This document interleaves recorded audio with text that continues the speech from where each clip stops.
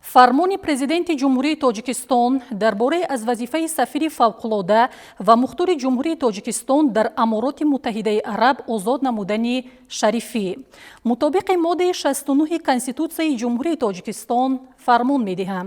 Шарифӣ Баҳодур Маҳмудзода бо сабаби ба кори дигар гузаштан аз вазифаи сафири фавқулода ва мухтори ҷумҳурии тоҷикистон дар Амороти Муттаҳидаи Араб ва ҳамзамон сафири фавқулода ва мухтори ҷумҳурии тоҷикистон дар шоҳигарии Баҳрайн озод карда шавад.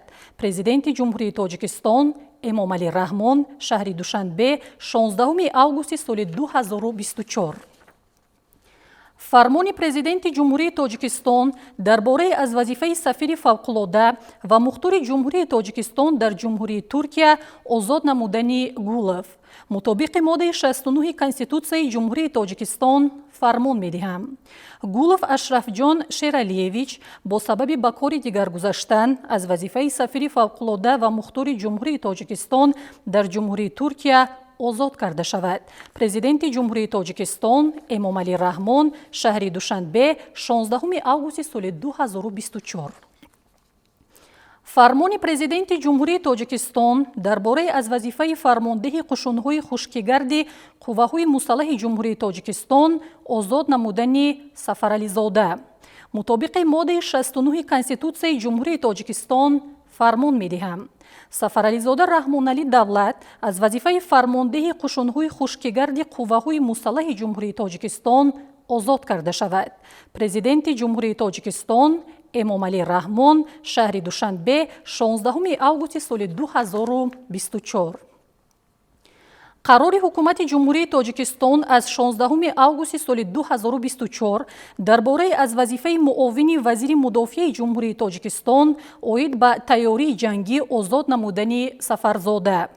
ҳукумати ҷумҳурии тоҷикистон қарор мекунад Сафарзода Ҷамшед Сафар бо сабаби ба кори дигар гузаштан аз вазифаи муовини вазири мудофиаи ҷумҳурии тоҷикистон оид ба тайёрии ҷангӣ озод карда шавад. раиси ҳукумати ҷумҳурии тоҷикистон Эмомалӣ Раҳмон.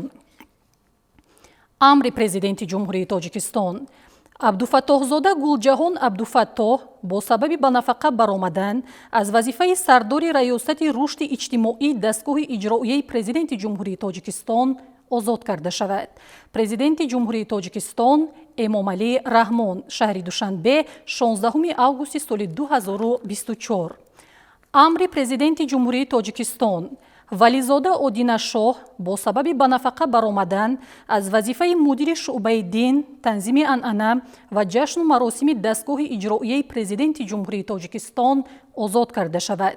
Президенти ҷумҳурии тоҷикистон Эмомалӣ Раҳмон шаҳри Душанбе 16 августи соли 2024.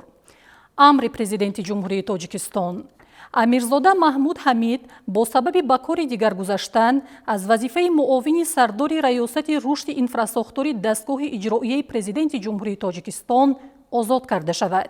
Президенти ҷумҳурии тоҷикистон Эмомалӣ Раҳмон шаҳри Душанбе 16 августи соли 2024. амри президенти ҷумҳурии тоҷикистон Файзуллозода Қурбоналӣ Бобоҷон аз вазифаи директори корхонаи воҳиди давлатии комплекси табъу нашри Шарқи озоди дастгоҳи иҷроияи президенти ҷумҳурии тоҷикистон озод карда шавад.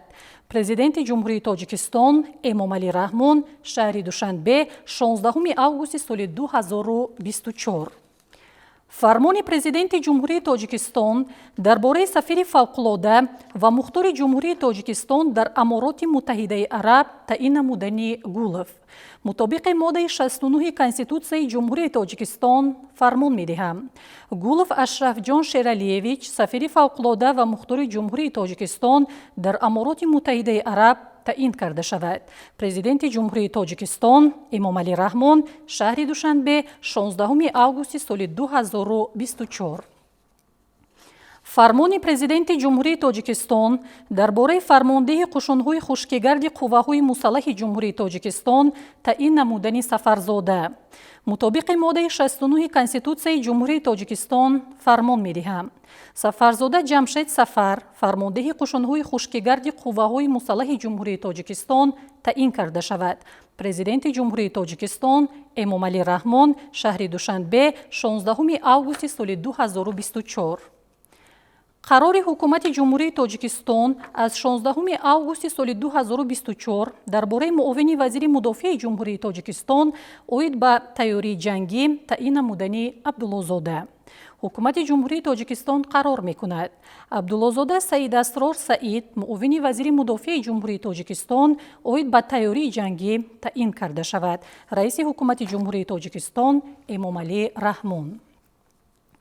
қарори ҳукумати ҷумҳурии Тоҷикистон аз 16 августи соли 2024 дар бораи муовини якуми вазири кишоварзии ҷумҳурии Тоҷикистон таъин намудани Асозода. ҳукумати ҷумҳурии Тоҷикистон қарор мекунад Асозода Нуралӣ Маҳмадулло, муовини якуми вазири кишоварзии ҷумҳурии Тоҷикистон таъин карда шавад.